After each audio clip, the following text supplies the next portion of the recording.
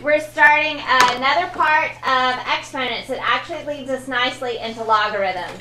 Exponents are kind of a review. Logs are the new. So today's lesson will help us understand what we're doing in a little while. Today we're going to start solving for exponents that are variables. And we haven't really done this before. Like you could do this. If I gave you 2 to the x equals 8, you could tell me the answer is what? Now you may tell. 3. X is 3. Okay? So really simple equations you already know how to do. So we're going to start working with more complex. Okay? But we're going to start with some where every time we are able to write both sides with a like base. Okay? So that's our goal. So every time we have to get the same base. The bases must be the same. And Ryan, there's a reason I said that 3 times. Because that's the important part. You can't have 5 on one side and 25 on the other. They have to match. Okay? And we also can't change the value. Like, I can't have 4 over here and 8 over here and change the value of either side. So the 4 has to stay in terms of to where it would still equal 4. The 8 would have to still equal 8. So let's talk about what that means. And this is pretty simple. All right, so our goal is to write both sides with the same base. Because when we do, like in example 1, the only way this can be equivalent if they already have the same base is if this exponent is equivalent to that exponent. Because the bases are already the same. So if we raise each base to an equivalent value, then it's still equal.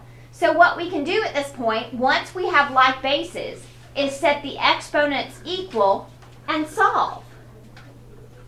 Alright, so this is pretty simple. We move the x over. We divide by 2. And for the first one, we get x equals 4. So let's see if that makes sense. If we plugged it back in, on the left side, we would get 3 times 4, which is 12. On the right side, we would get 4 plus 8, which is 12. Is 5 to the 12th equal to 5 to the 12th? Yes.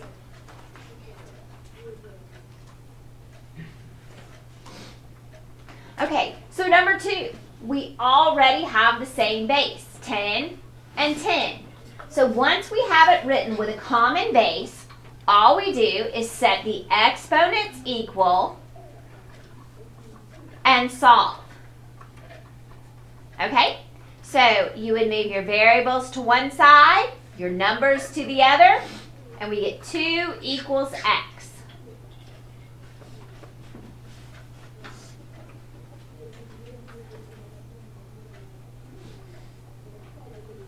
Okay, now if you wanted, you could check it, and we get 10 to the 7th equals 10 to the 7th. That is true.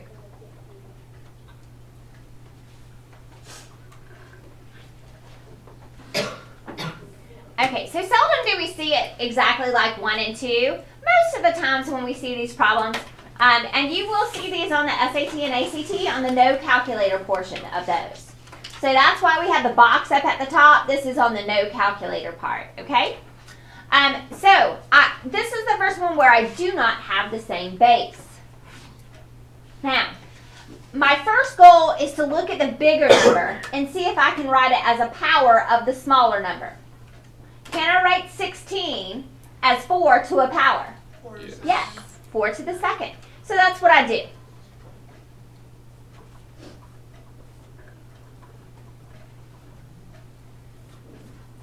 So whenever you don't have like bases to start with, you create like bases.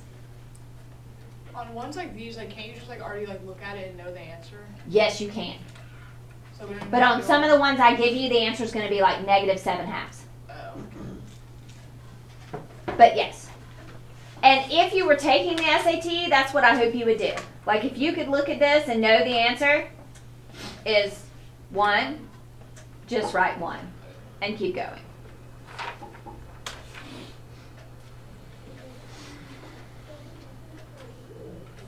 Okay, so once again, if we look at these two, can I write the bigger number as a power of the smaller number? I can.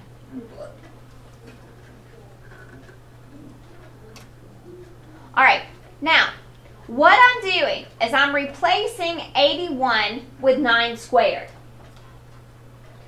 Now, do they have the same value? Yeah. Yeah. So I didn't really change the value. I just changed the form. I rewrote it so that they could have like bases. Well, now when you look at this one, I don't just have 9 squared. I have 9 squared raised to the 3x minus 2. What do you do when you have a power raised to a power? What do we do with those exponents? You multiply them. So what we get is 9 to the 6x minus 4. Okay, now we are to the point where we have like bases. So we can just set those exponents equal and solve.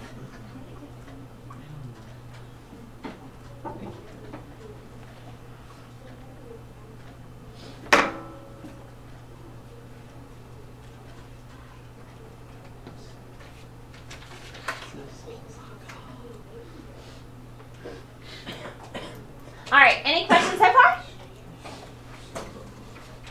All right, those of you that like algebra probably are enjoying this lesson. Yeah, this is probably easier for you than some of the other things we've done. Okay, so we just did 3 and 4. Let's pick up with 5. So we look at 2 and we look at 32. So our goal is, if we can, to rewrite that larger number in terms of the smaller number to a power. Can we write 32 with a base of 2? Yes. 32 is 2 to what power? 2 to the 5th. And is that on your chart? Yeah. Yes, it is. 2 to the 5th is on your chart. Okay, so here we have 2 to the 4x. And we write this as 2 to the 5th.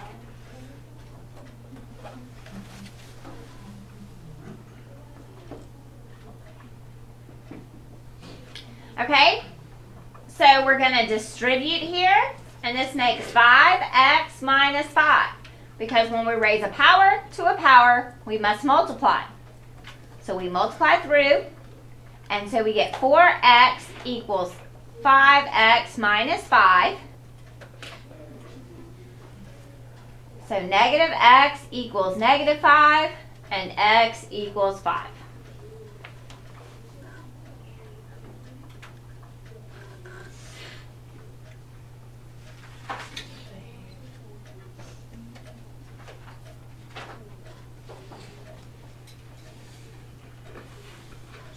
Any questions about number 5? All right, number 6. Now, this one is not an exponential form.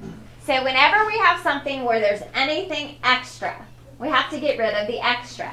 So in this case, this is my extra. So I'm going to get rid of it by adding 201 to the other side. And then I have an equation that is an exponential form. That should be a 3.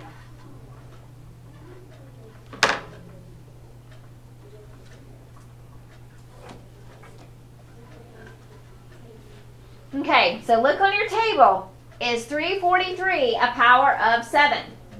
Yes, it's 7 to what power? The third. Very good. So this is 7 to the third. This is 7 to the 2x minus 3. So now we just set the exponents equal. We're going to add 3 to both sides to solve.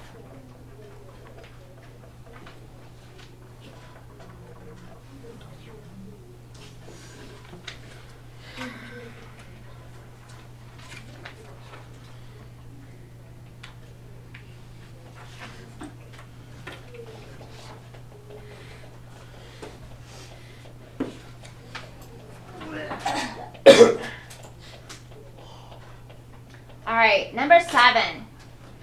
Now, 5 is not a fraction, but 1/25 is.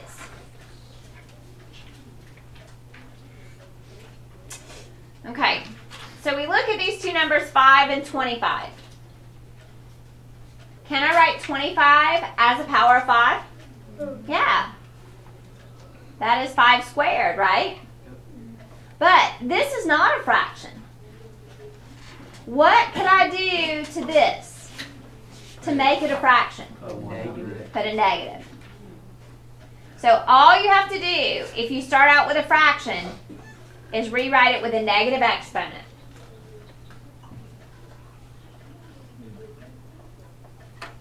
Now, is this still equivalent to that?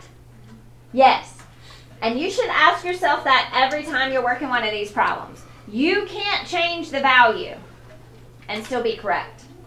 So this and this still have to be equivalent. All right, so now we have 2x equals negative 2, so x is negative 1.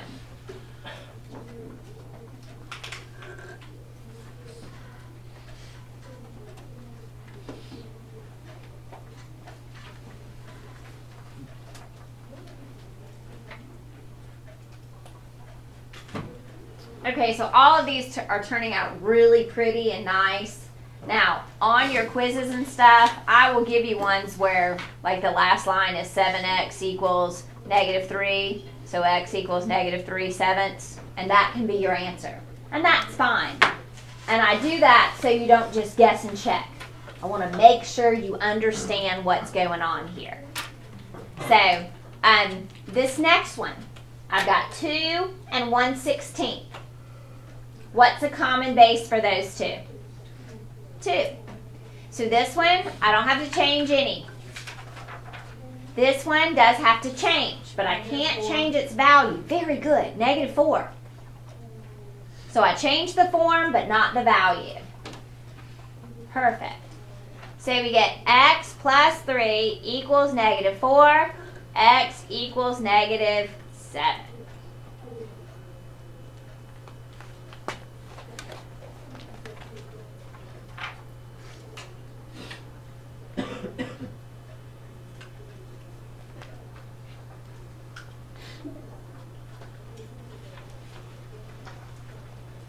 All right, the last two are a little different than the first few, because when I look at 27, it's hard for me to think of what power I can raise 9 to get 27. So we need to change them both. How do we change them both? What power? What base? 3. Very good. 3 to the second. And 3 to the third. That's exactly what we do. So sometimes we have to change both. So this becomes 3 to the 6x. This becomes 3 to the 3x plus 6. And these all are working out so pretty.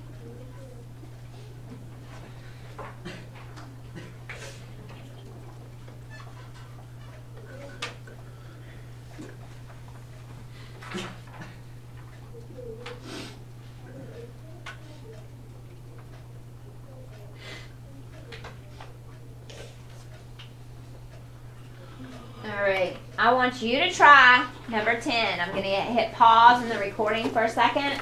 Some of you may have already finished it because I can tell some of you are picking this up quickly. Alright, so what's the common base for 25 and 125? 5. So we write this as 5 squared to the 2x. And this is 5 cubed to the x minus 3. So we get 4x equals 3x minus 9. So x equals negative 9. Is that what you got? Okay, awesome. All right, now, we were supposed to have homework. But we have so much class time, we're going to have classwork today instead of homework. So if you guys will flip that sheet over, I'm going to check this before we leave today. All right, make sure you ask me questions. So what was to be homework is now classwork. Of course, if you don't finish, which you should, it would become homework. But